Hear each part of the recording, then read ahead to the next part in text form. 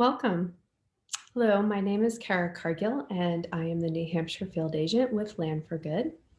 I want to let you know up front that this recorded session has been designed to offer information to both farmers and landowners looking to establish a lease, and for agricultural service providers who work with farmers and landowners on lease issues. Okay, with that said, let's go ahead and begin. I'm going to share my screen.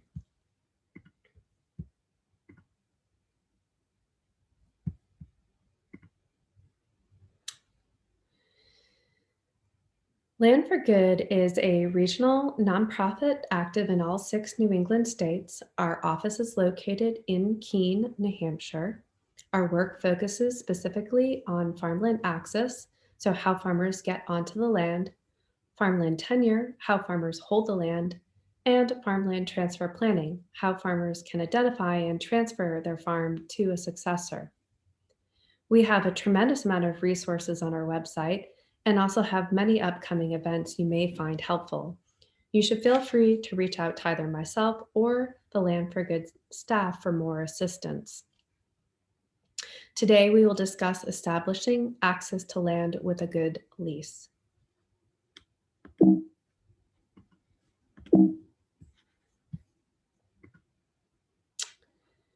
Land for Good's mission is to ensure the future of farming by putting more farmers more securely on more land in New England and beyond. There are 4 categories of folks that Land for Good field agents work with on a regular basis. We work with farm seekers who are looking to acquire land. Some things to note about the farm seekers: in 2 national surveys, new and young farmers identified land access as their top challenge. Conventional methods of purchasing or inheriting farmland are not working for our communities. New England land values are among the highest in the nation. Purchasing is out of the range for most new farmers. The ability to access financing can be a challenge, and the potential debt load can be quite high or insurmountable. There's also a mismatch in retiring farmers who want to sell 100+ acres of farmland versus new and beginner farmers who may be interested in 5 to 10 acres. First generation farmers are more in need of skills, market opportunities, support services, and programs to build viable businesses. And for farmers that are not white, male, and heterosexual, safety, prejudice, and discrimination can be real concerns. We work with landowners wanting to make their land available for farming. Encouraging news: I am finding right now that there are an increasing number of landowners who want to make their land available to farmers. Most of the time, these are lease opportunities. Sometimes they're lease to own opportunities. We work with farm families who are transferring their farm on to the next generation or owner. So farms are most vulnerable to going out of production during a generational transition. The very future of our food system depends in large part on the successful transition of farms from one generation or owner to another. Principal farm operators that are 65 plus owned 26% of the region's land and farms.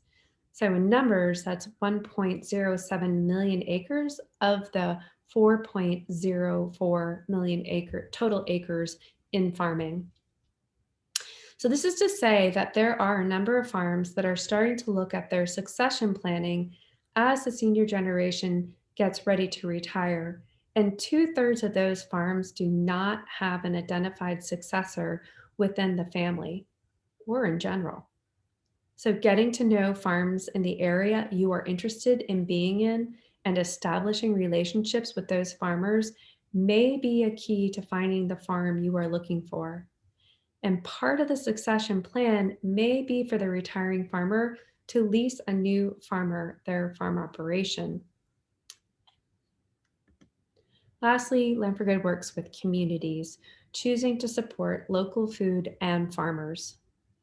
I can't speak across New England, but in New Hampshire, there is more work we need to do on identifying the town and state owned land that could be used for farming.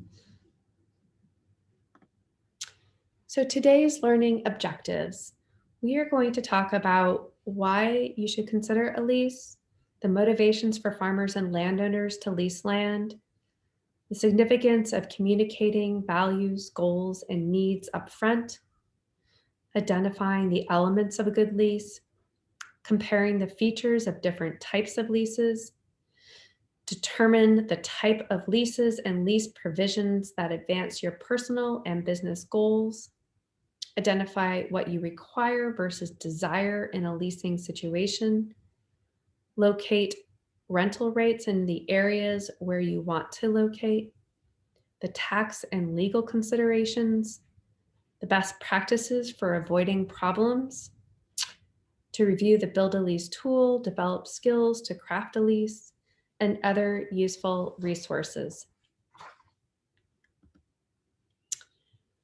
We'll start with doing an overview on leasing. So first off, leasing is a good way to get started in agriculture, but it can take time to find the ideal lease situation. You should be prepared to do your homework and that it may take a long time to get what you want. Developing a good relationship with the landowner is critical, both to lead to a better lease arrangement and to provide references for future lease arrangements. I'm going to start with the principles of land tenure. The first is to talk about access. Access addresses the user's rights to get onto and control the land sufficiently to meet farming goals. If a farmer owns the land, he or she enjoys maximum rights and control. Tenancy offers a farmer access to the property subject to the conditions in the agreement. In practical terms, access also means that the operator must be able to get to and onto the land without undue constraint. For example, if a landlord keeps the gate to the leased property locked or blocked, the tenant may have an agreement to use the land but experiences barriers to access. Next is security. For tenants, security means that the farm operator is relatively free from fear that he or she will be arbitrarily kicked off the land, or that the terms of use will be altered without due process. It also means that the length of the lease agreement is sufficient for the farmer to meet his or her goals. While shorter leases offer flexibility, which has advantages, the longer the lease, the more secure the tenure. While the research is inconclusive, a common thought is that the longer the lease, the more likely the tenant is to treat the land well, rather than mine it for short-term gain. And longer-term agreements are more likely to foster longer-term conservation practices such as crop rotations, fallowing, and application of certain soil amendments. With affordability, housing is often a bigger challenge in terms of affordability than the land. Sometimes the house is part of the farm property, and sometimes the farmer can find appropriate housing nearby. Certain non-traditional arrangements address the affordability issue. For example, some long-term and ground leases build in affordability provisions so that the land is affordable for farming in perpetuity. Easements can reduce the price of a property. Share lease agreements remove some of the risk for rental payments, making them more affordable. And owner financing and new mission-driven investor financing can offer friendlier terms for farm purchasing. With legacy, if you own a farm, you can arrange for it to be passed on within the family or however else you might choose. Sometimes a farm family will pass the farm to a non-family member or to a charity such as a church or a land trust. Long-term leases can be inheritable, and ground leases also are inheritable. So in the case of a ground lease, you can pass on the improvements you own as well as the lease itself. And with stewardship, stewardship implies both values and responsibilities. Most farm property owners feel responsible for making sure that the land is cared for and not abused. Of course, people have different ideas about what constitutes use and abuse. If the owner is the operator of the land, her uses will correspond to her values and goals for it. If the user and owner are different entities, there needs to be an agreement about how both parties' stewardship goals and values are addressed. I want to share Land for Good's Farm Access Methods Guide. This is something that you can find on our website.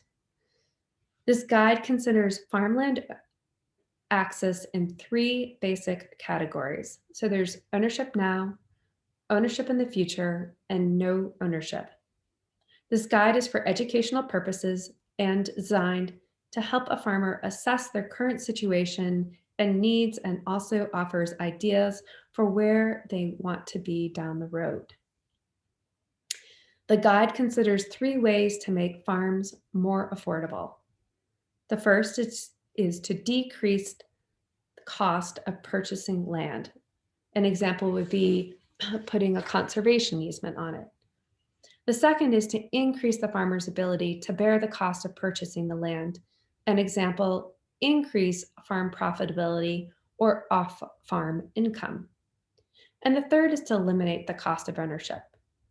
An example being to enter into a lease.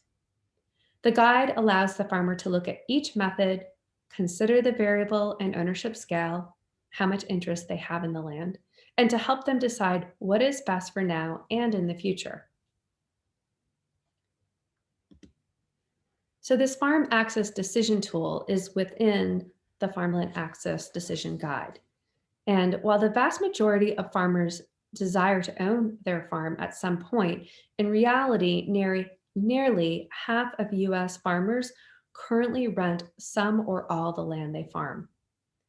Considering skyrocketing land prices and potential small profits or even losses in the first year of business, beginner farmers may be more inclined to consider ownership in the future or no ownership methods. These options limit the amount of upfront capital required and provide varying degrees of flexibility, security, and equity. This tool lays out what arrangement might work best for you given your goals. And we will be focusing on the leasehold interest for today. Just to give some visual context, so land values have increased dramatically. So between 1997 and 2002, the value of farmland increased by a national average of 23%, with farmland values in some areas of the Northeast as much as 10 times the national average.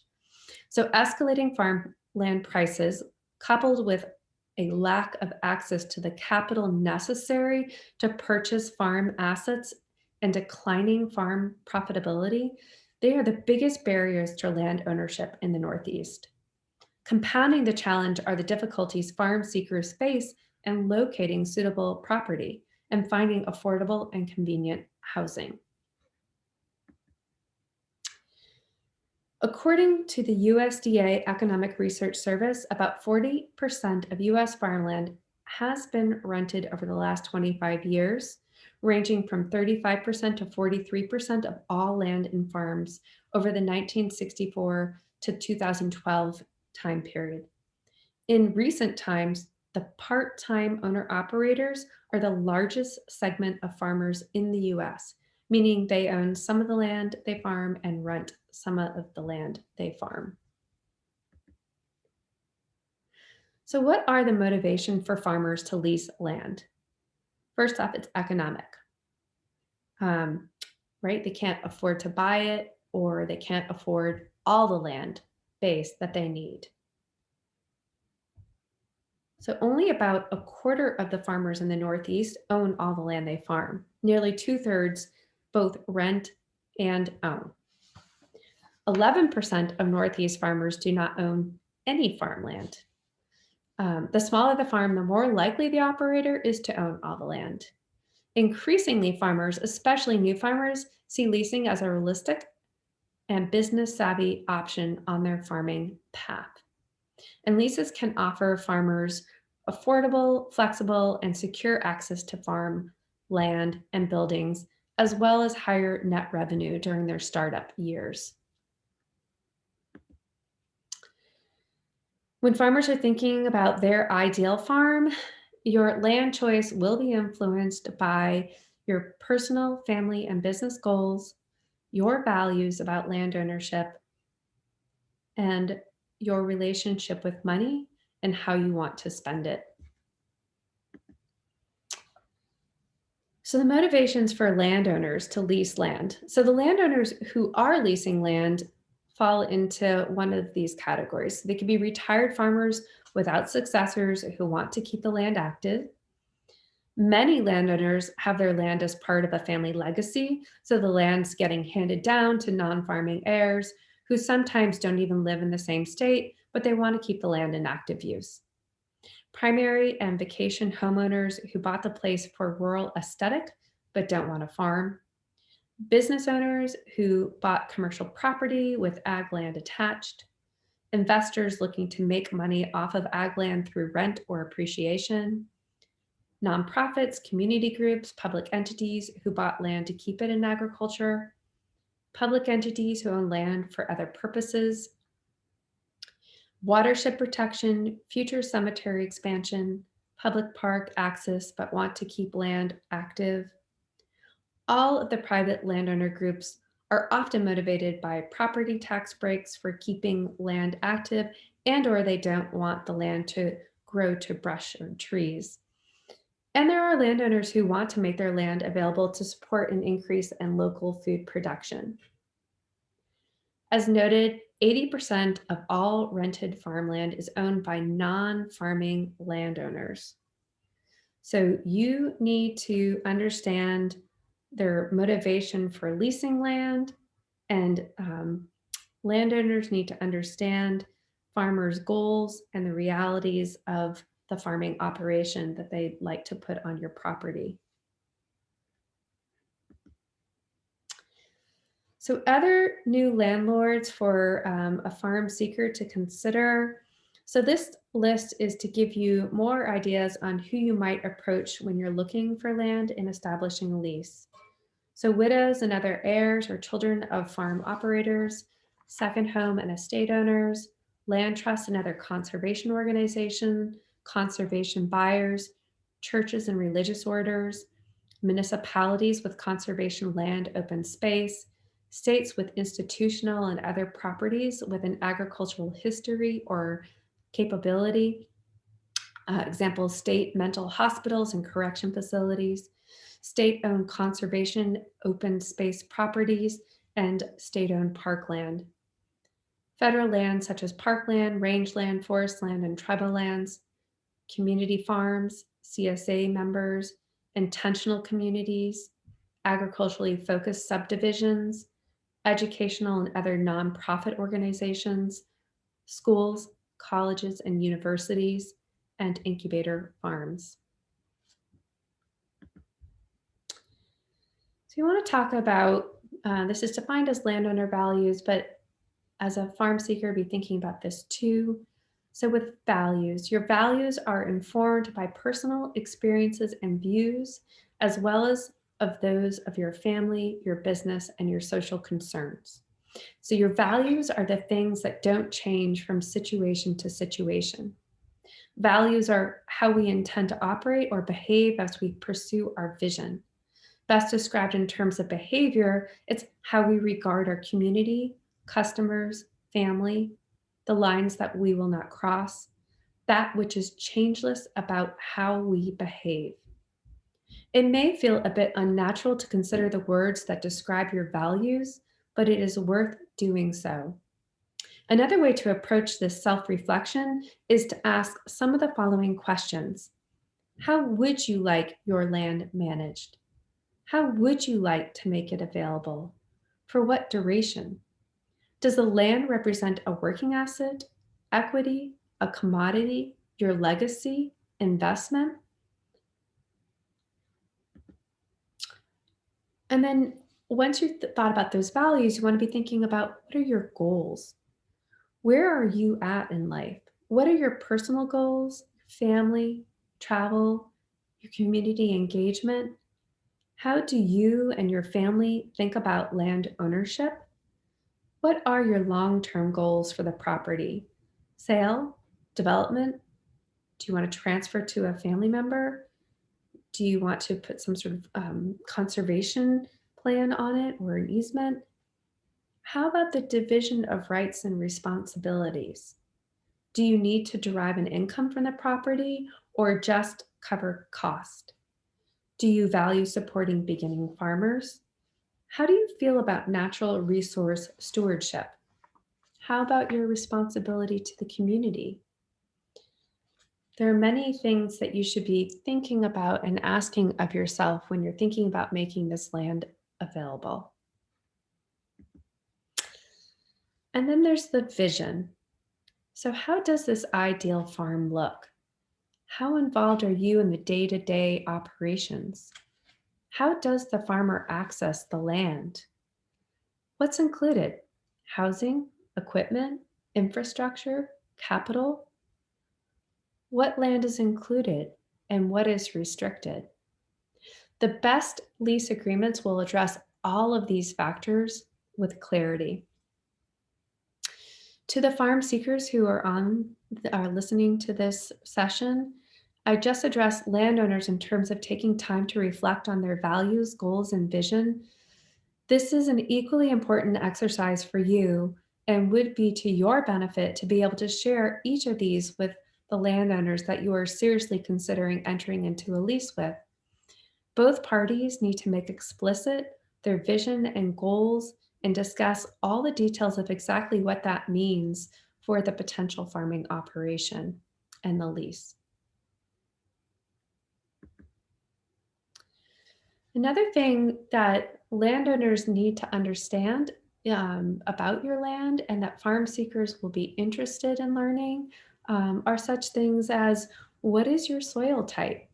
And there's a couple of great resources. UC Davis and the Web Soil Survey are useful tools. We'll make sure to provide those links under the resource section um, on the conference website.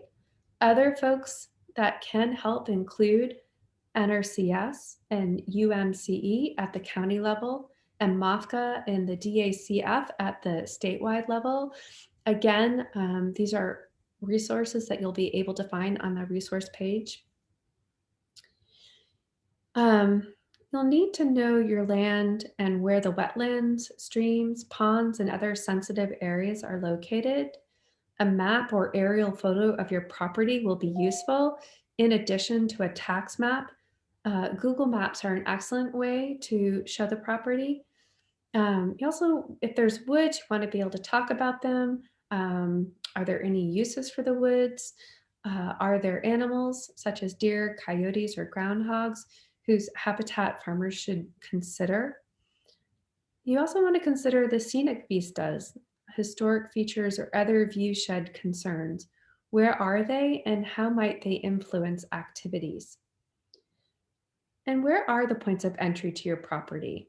Is there water available, electricity? If so, you want to be able to note those on your map. And how about any other buildings? Are they in good repair? Do you know your carrying costs for them? All things to be considering as you're getting ready to make land available for a lease. So you really want to take stock and look at what you have to offer. And now we're going to shift gears to talking about elements of a lease.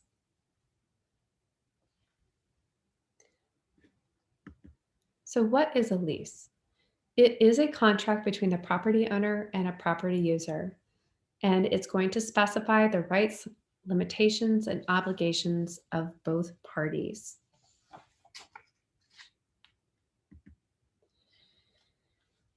So when we look at leases, there is a history of both oral and written leases. Currently in the US, the vast majority of agricultural leases are made with an annual handshake agreement. And while there can be a strong positive cultural context for such agreements, some handshake agreements have lasted for generations. Short-term agreements do not provide adequate security for farm operators. Tenants don't typically have ways to build equity off or in the land that they farm. Most advisors are going to say to get it in writing. Banks or other funders and government agencies such as NOCS require a written lease to fund projects on leased land. Written leases increase understanding between parties and help reduce conflicts, and they give you more legal protection, providing more security for you and for the landlord. So, what's in a lease? The 5 basic minimum provisions that make a lease a legal contract are the names of the parties, so you got the landlord and the tenant, the identification of the property, so a description of exactly what that entails, the lease term with the start and end dates, what the rental rate is going to be, even if that amount is $0, and the signature of all involved parties. Other items to cover in a lease, if you're going into a more comprehensive lease, are the conditions of access to the leasehold, repairs and maintenance. When we'll talk about this a little bit more, but care and maintenance of the relationship is a crucial importance. An annual report from the lessee to the lessor detailing what has happened in the year just ending and hopes plans for the coming year should precede an annual meeting or farm walk. So number 3, means of establishing and modifying the rental rate. 4, payment requirements and the schedule. 5, permitted and prohibited uses of the property and any land use restrictions. 6, capital improvements, i.e., what is permitted, the procedure for approval, and who owns them. And we'll be talking about this some more. Number 7 is communication. So all agreements should have a section that calls for regularly scheduled meetings and farm walks. These should be at a predetermined time and be preceded by an exchange of topics to be covered, such that people can come fully prepared. Carrying on, so number 8, termination. 9, subleasing and assigns. 10, insurance and liability issues. 11, state and federal lease law considerations. 12, default and eviction. 13, reference to easements and or other liens on the property. 14, landlord's right to enter. 15, procedures to resolve disputes. The lease agreement should state the protocol for calling in a mediator should conflicts or other points of renegotiation be needed. We'll talk about mediation more towards the end of our time today. Once the agreement is in place, there should be firm rules about the circumstances under which it is altered or decisions are made. For example, the agreement should state that while ideas may be discussed informally, decisions should be made at a sit-down meeting with careful notes recorded. So when we were talking about some of those basic things that go in a lease, property description is something that's really important. So the more detailed the property description, the better. The property description is very important and should include details of the property's characteristics and boundaries, from acreage to fencing and irrigation to barns and other building structures and facilities for processing and marketing. It is a good idea to include a map or aerial photo and or sketch of the buildings as a visual aid for the description.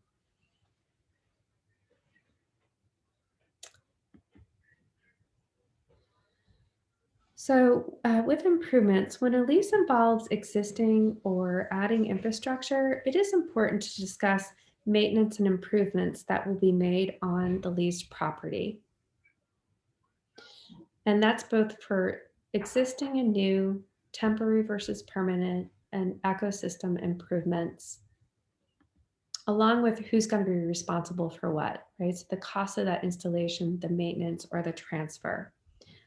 So, for example, you really want to think about who's responsible for mending the fences or putting on a new barn roof, or what if the lessee wants to put up a greenhouse or build a run-in shed, or what if a new well is needed for water access?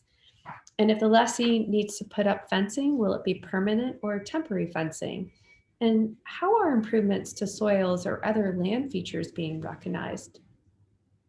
It is prudent to have a conversation up front about who is responsible for what, to talk about the expectations around communication and approval before making changes to the property. Figuring out who is responsible for the cost of installation, maintenance, and what happens if a permanent structure is added to the property that increases the value of that property and the current farm, and what happens if the current farmer leaves. Will there be a way for them to realize any equity from the investment that they made in the infrastructure? So some of my colleagues came up with this great decision tree around making improvements. So when we start with what is the improvement and thinking about who's going to pay for and install it. So there's the option of the tenant pays for the installation, the landlord pays for the installation, or the landlord and tenant are going to share the cost of the installation. Then we think about who owns and is going to maintain this improvement. So does the tenant own and maintain? That could be a ground lease. If the tenant does own, when it comes time to transfer, are they going to sell it to the landlord per a formula or sell to the next tenant?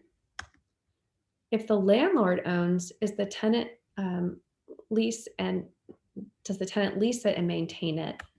And if it's being transferred to the landlord, how is the landlord going to compensate the tenant per formula, or is there no compensation? So if the landlord pays for the installation, the landlord owns, the tenant leases, um, what is the maintenance going to be in terms of being covered in that lease? And the landlord may lease that on again to the next tenant. So with landlord and tenant both sharing in the cost of the installation, when we think about owning and maintenance, the landlord and tenant apportion ownership interest, and the tenant is going to maintain. The landlord leases to the next tenant and compensates departing tenant per the formula. The landlord owns, tenant maintains and leases. And then lastly, the landlord leases to the next tenant, may compensate departing tenant per the formula.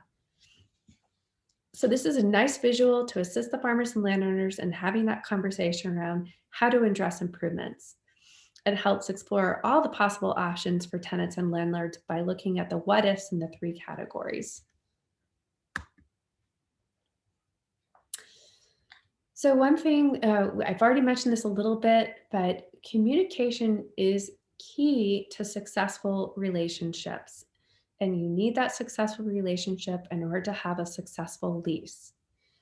And so it's important to, as we talked about already a little bit, to share your values, goals, and visions, to meet on a schedule, and you want to take notes and document those decisions.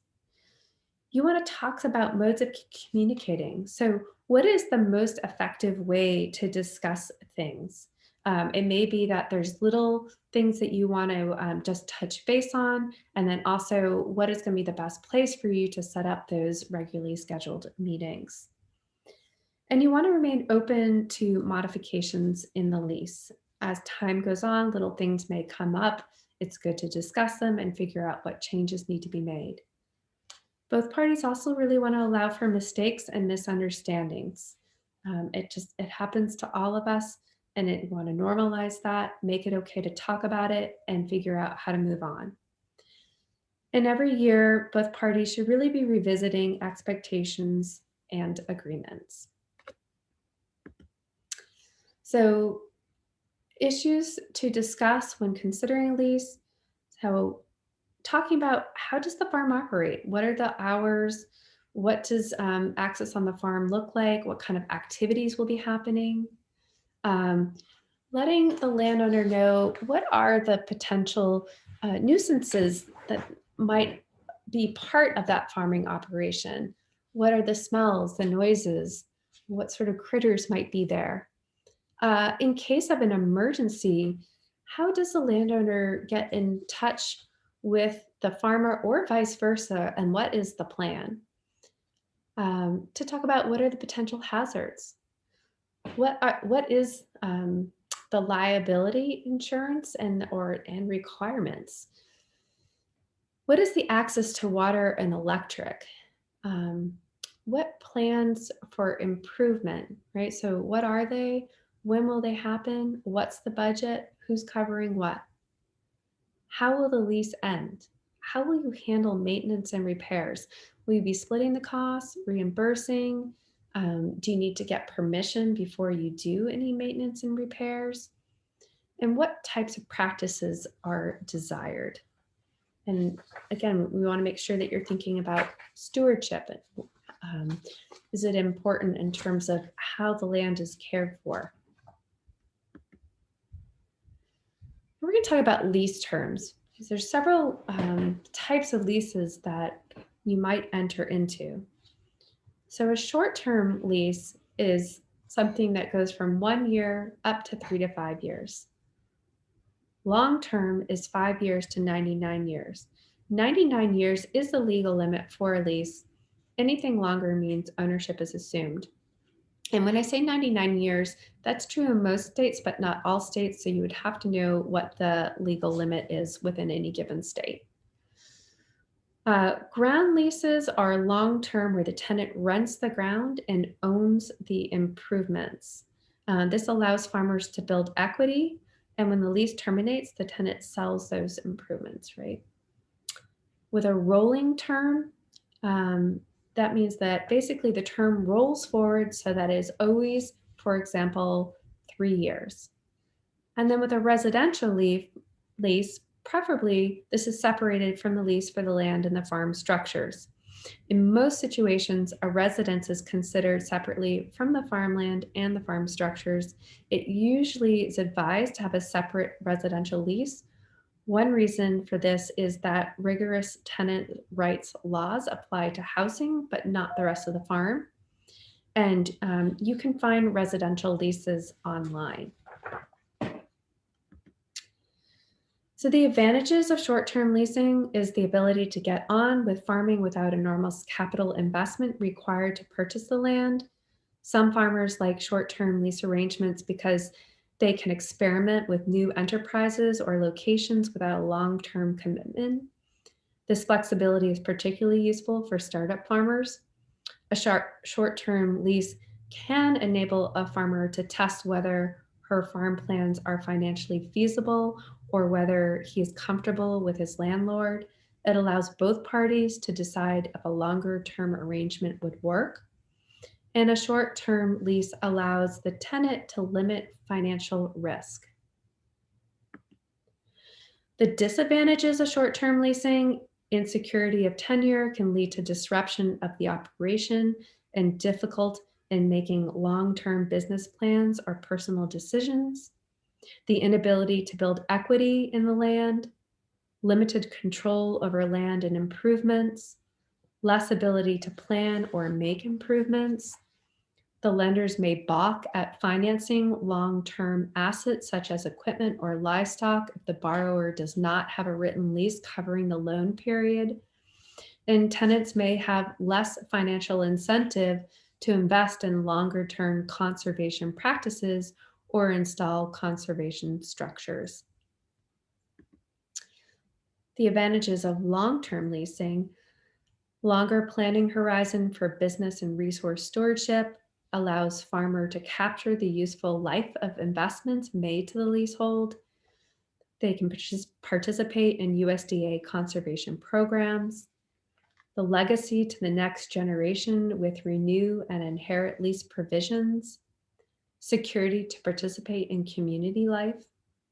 It may increase borrowing capacity when the value of the lease is used for security along with the tenant-owned improvements on the property.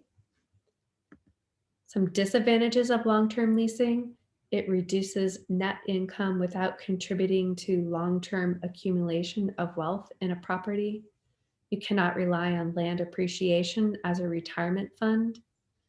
Typically, more complex legal documents and higher legal cost, and can make loans more difficult or impossible to get without land as a security for a loan. So the main types of leases, leases are categorized based on tenant and landlord roles and the type of payment used. And the degree of risk borne by each party varies according to the type of lease. So the two main type of leases are cash rent agreements, which are usually based on fixed rental rates, and share agreements, where the landowner and tenant share income and expenses in various ways. So with cash leases, this requires regular, predetermined cash rental payments in exchange for use of land and often agricultural infrastructure and or housing. These are the most common, especially for beginners who may not have built as many relationships in the community. And this is because they are the safest kind of lease for the landlord. However, even though they are more complicated, if you can get one, share agreements are a good option for beginners because they share risk and lease payments often are not due until the end of the growing season. So within the share agreements, there's crop share leases, which are based on production yields rather than a predetermined rental rate. Operating expenses are shared between the landlord and the tenant. Or the flex leases, which determine rent in direct proportion to yields received, market prices, or both. Operating expenses are also shared. A thing to note with shared agreements, they are common in some parts of the country, like the Midwest. However, they may not be welcomed in all regions. For example, because of the history of sharecropping in the South, farmers may be wary of them in that region. A note on sharecropping: after the Civil War, a lack of cash or independent credit system led to sharecropping in the South.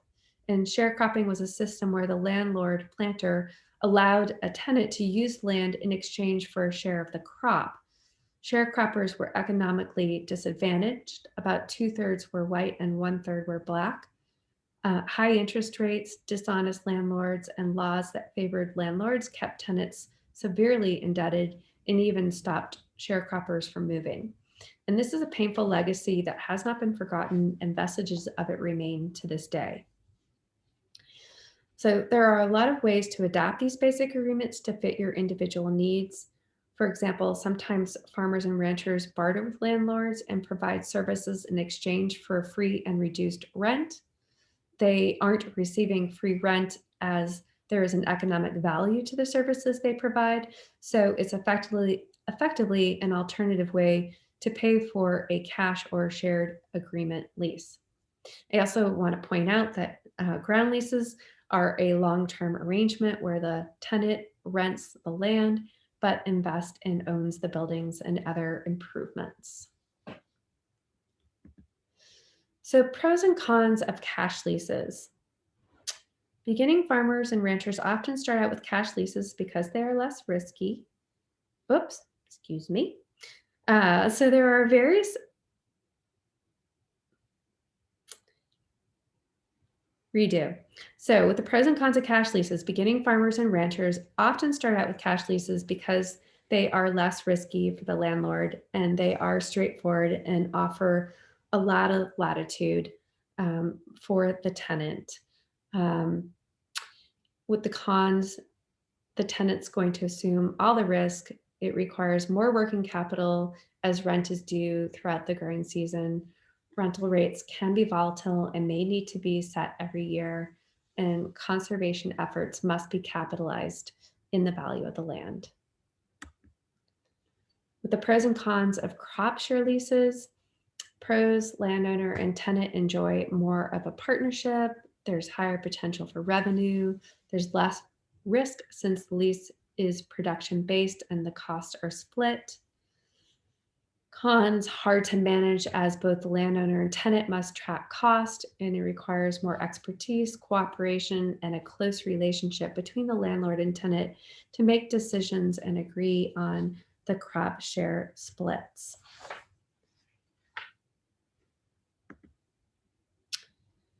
So when we look at the pros and cons of flex leases, um, pros, longer lease terms are easier to get as there's no need to renegotiate rent. Tenants make production decisions but share some risk. They improve working capital since the flex portion of the rent isn't paid until the harvest. The cons, it requires excellent record keeping. It can be hard to agree on the accuracy of yields, which may create tension with landlords. And basing leases only on yields or markets can increase the risk. And the pros and cons of ground leases. Pros, security. Longer term allows for better planning investment. You can build equity and improvements. It may increase borrowing capacity, and leases are renewable and inheritable. The cons, it's still being tested for agriculture. It's more complex and harder to negotiate terms. There's a greater investment, may make it harder to end lease early, and maybe harder to get that secure financing. So I want to bring up the lease with the option to purchase. So beyond the main types of leases, leases can address paths towards ownership. And having an option to purchase offers tenants more security, and especially when rent payments are applied toward the eventual purchase price, it allows the tenant to build some equity. However, they can be hard to negotiate and require time and expertise to arrive at terms that are fair and equitable to both landowner and tenant. For more information, you can look at California Farm Link. It has a fact sheet on lease to own, and we'll make sure that link gets provided in the resource list. Other variations on purchase options. So there's the right of first refusal, which ensures that landlords tell tenants when they plan to sell their property.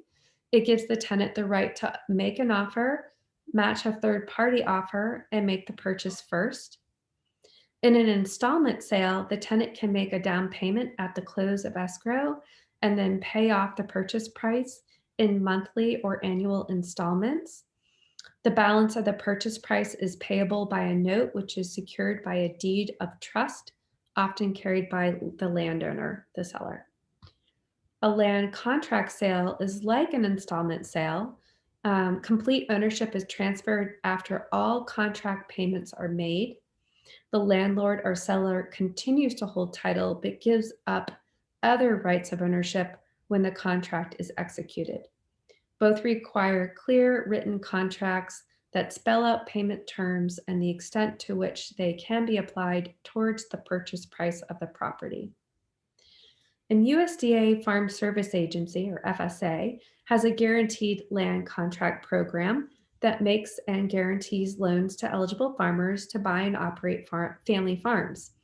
It provides guarantees to a landowner who are willing to sell to a beginning farmer and or a farmer or rancher who is a member of a socially disadvantaged group. It limits the purchase price to $500,000 or less, and the guarantee period can last up to 10 years. Buyers must provide at least a 5% down payment, operate the farm, and provide cash flow projections to demonstrate an ability to make payments. So I want to talk about determining and calculating rent. So one of the most common questions asked by both farmers and landlords is, how do we determine what the rent's going to be? And there is no one formula or best practice. Determining rent can be tricky, and you'll want to learn about the landowner's motivations and property cost in deciding to lease their land. The rental rate should take into consideration both parties' financial and other goals. Landowners need to consider the tax consequences of farm rental income. So, ways to approach rental rates. So, with the market rental rate, this determines the rate in the area for comparable land by asking local farmers, county extension agents, ag departments, and other reputable sources. What is the going rate in a given area? Next is the USDA County Average Rental Rate. The USDA National Agricultural Statistics Service provides data on case rents in many, but not all US counties. The average will not tell you much about the range, though. You can get generalized information on rental rates from the Census of Agriculture, and you can visit the USDA NASS website, which has 2016 land values and cash rent fact sheets. Again, I will make sure that the link to that gets provided in resources.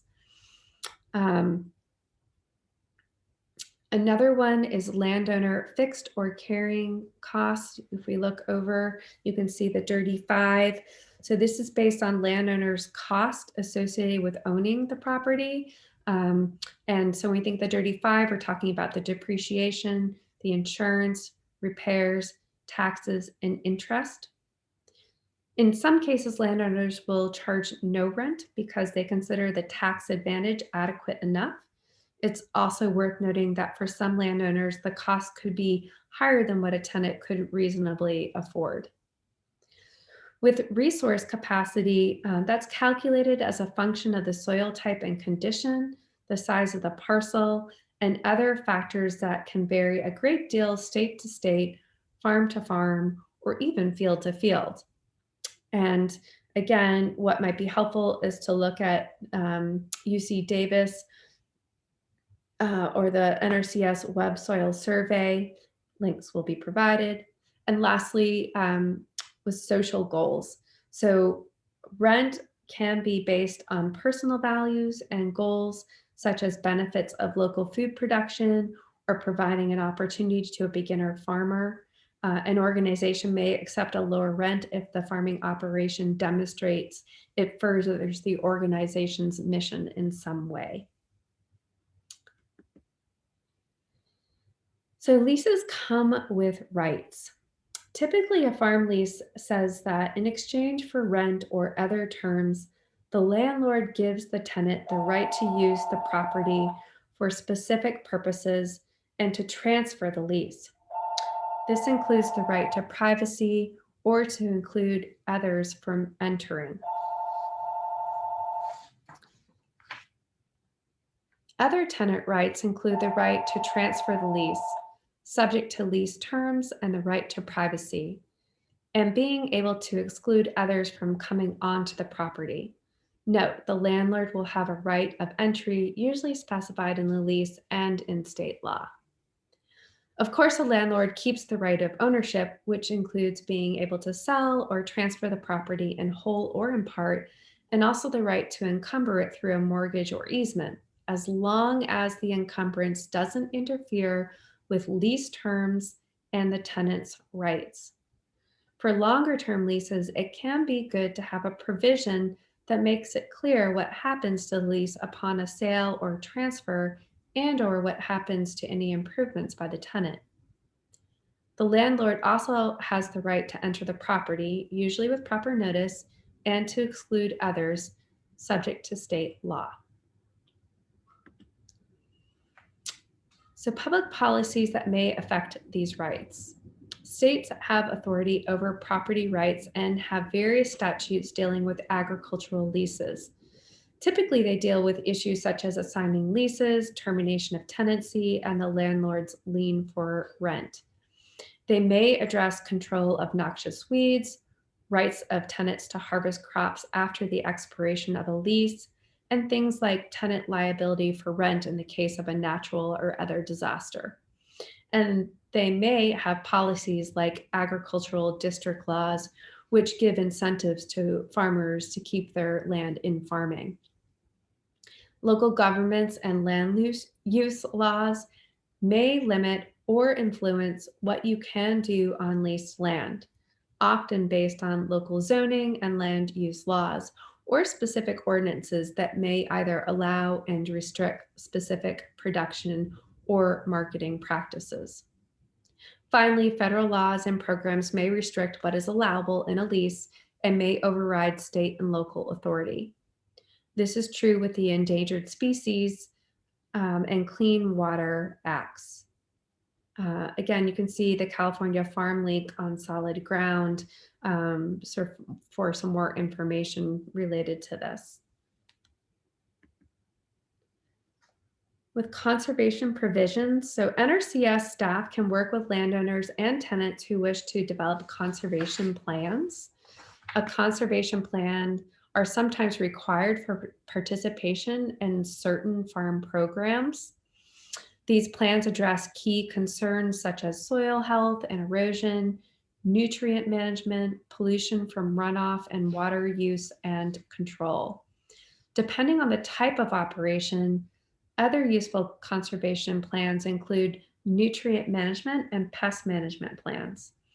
Instead of requiring specific practices, conservation provisions may just require certain thresholds are maintained or objectives achieved. They are a flexible way to ensure conservation goals are achieved. Good husbandry provisions provide a degree of conservation protection, but are more subjective based on community practices.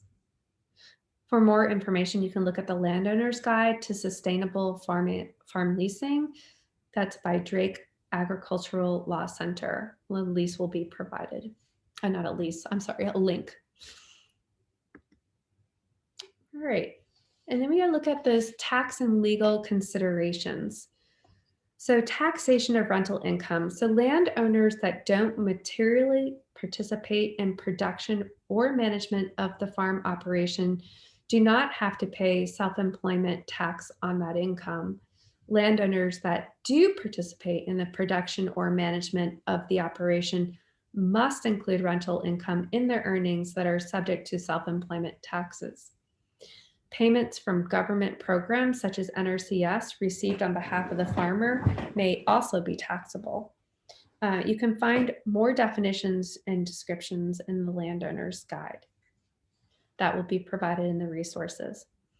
With insurance and liability, there are mechanisms in place to cover farming activities.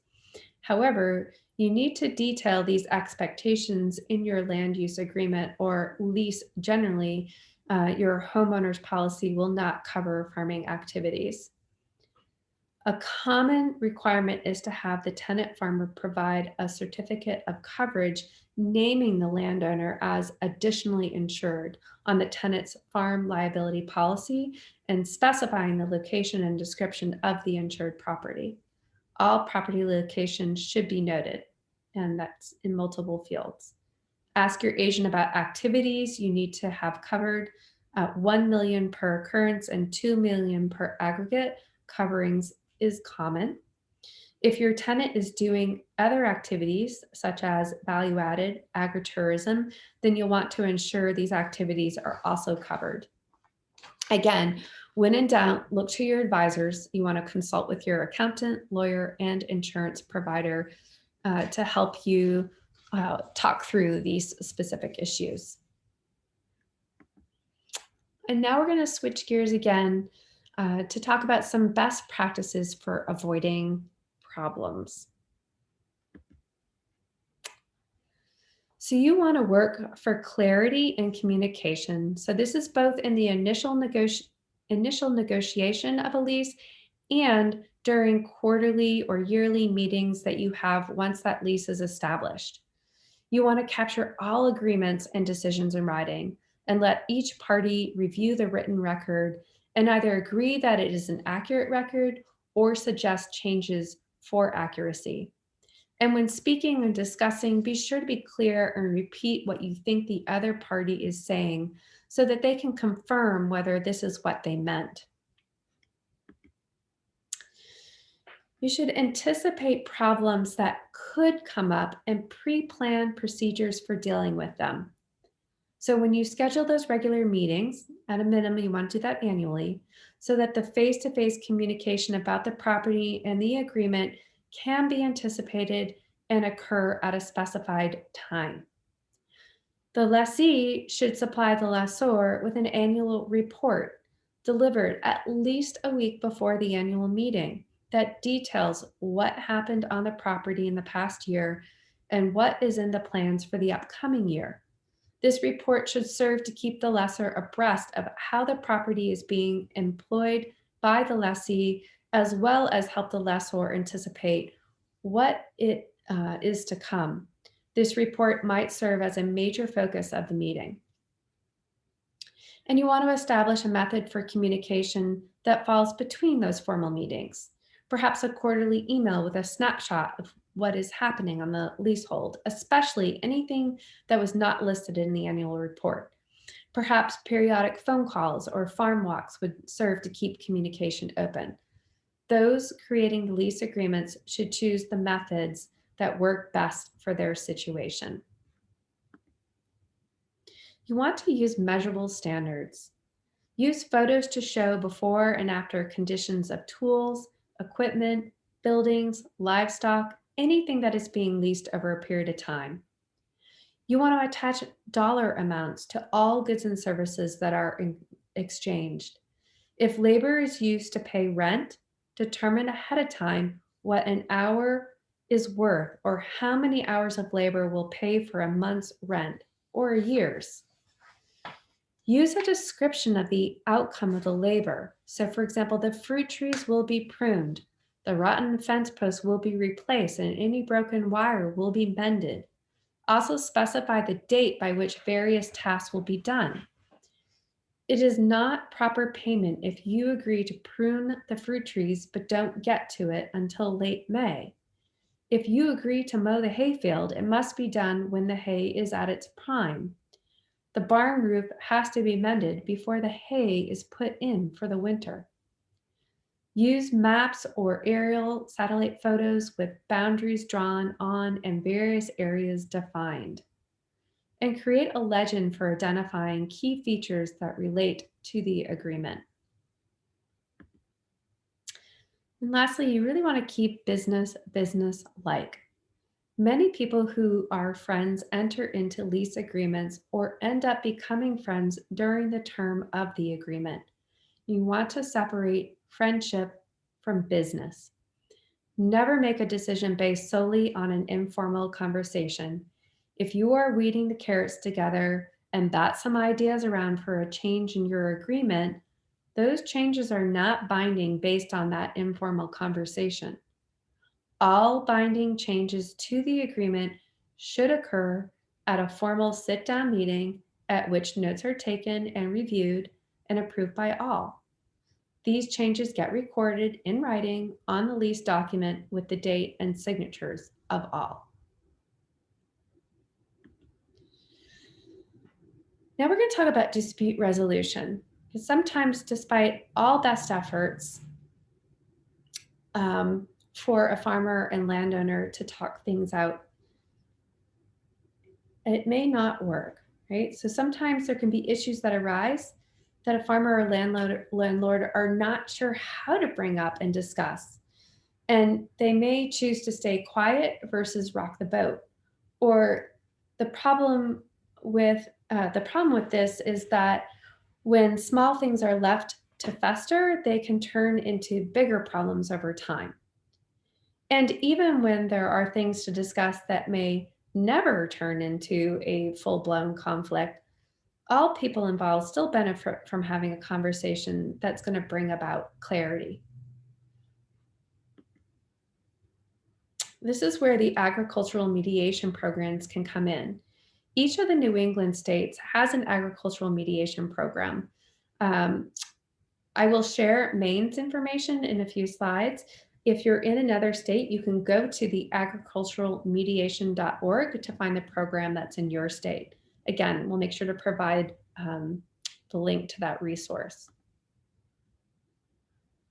So what is mediation? Mediation is an informal process where parties discuss their situation with the assistance of an impartial mediator who helps negotiate their differences. Mediation is voluntary, confidential, and leaves the decision-making power with the parties. Sometimes people come to mediation as a less stressful and cheaper alternative to litigation, but mediation is also really helpful in talking out and finding solutions to problems as well. So when mediation works, mediation is most useful when the issues are complicated by a strong emotional element, the parties know each other, that maintaining a relationship with the other party is important. One party feels uncomfortable confronting the other side unless someone else is present. The parties work or live together, or for some other reason cannot avoid a conflict. A decision must be reached soon. The parties doubt their own ability to work out the problem, or one or both parties want to avoid formal proceedings. This map just shows that there are currently 41 states that have USDA certified mediation programs. And again, as I said, you can access any of the state's programs by going to agriculturemediation.com. So the types of areas that we've been able to help in for a while now are adverse decisions from a USDA agency, farm and rural development loans, credit problems, pesticide issues, wetland determinations, grazing permits on NFS lands, and crop insurance.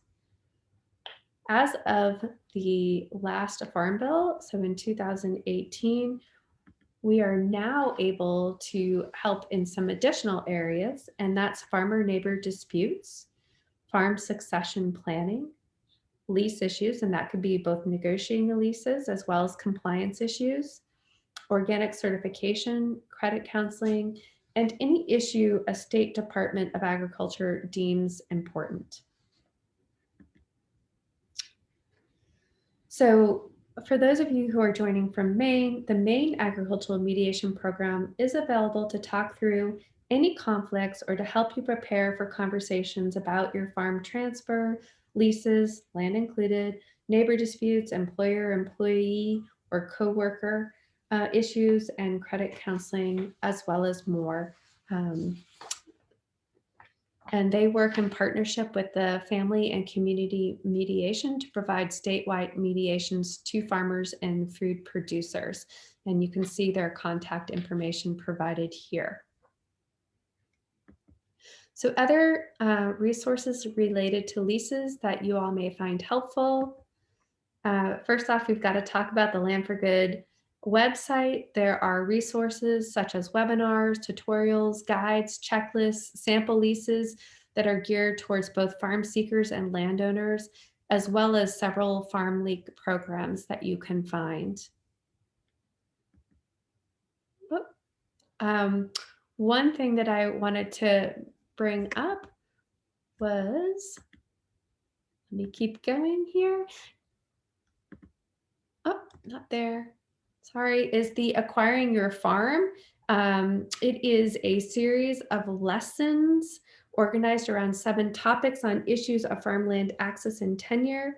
It is designed for aspiring new and beginning farmers and others preparing to access farmland. It's really well laid out, and so something for beginner farmers definitely to take a look at. And now we get to our Build a Lease tool. This is absolutely fantastic. It helps you learn about farm leases and craft a working document to share with others, including landowners, farm tenants, and advisors. The tool includes definitions, FAQs, sample language, and fill-in spaces for most common sections of a farm lease. It is organized around common lease contents. So there's terms of lease, rent, rights, liability, and insurance, subleases, taxes, termination default, dispute resolution, and other standard contract provisions. Tool users can learn while also building an individualized working lease document, generating lease language that you can download, email, save for later, and revise along the way. The tool is designed to educate all parties and support the development of sound lease agreements. Um, I have successfully been working with both farmers and landowners for a while now. I encourage them as a first step to go into that build a lease tool. It's incredibly informative and allows you to take that first stab at crafting your own lease. And then highly encourage you to reach out to a Land for Good field agent within your state, and they can help you further flesh out how can you make that lease um, more robust and to cover everything that you really need to cover based on your individual scenario. And then once a farmer and landowner feel like they're pretty good with that lease agreement, we always encourage you to run that by an attorney so that they can put their final legalese and stamp of approval on it. And this leads to talking about the Legal Food Hub. The Legal Food Hub connects farmers to attorneys who will review their leases for free.